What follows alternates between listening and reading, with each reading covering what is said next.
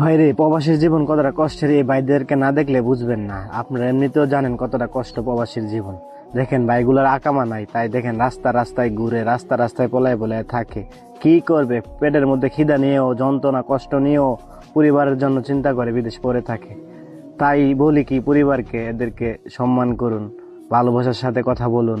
দেখেন এই ভাইটি, দেখেন আকামা নাই, দেখেন কতটা কষ্ট করতেছে, পুলিশের দাওয়াত থেকে কতটা বাঁচার জন্য কতটা কষ্ট করতেছে। আপনারা দেখলে কি বলবো ভাই।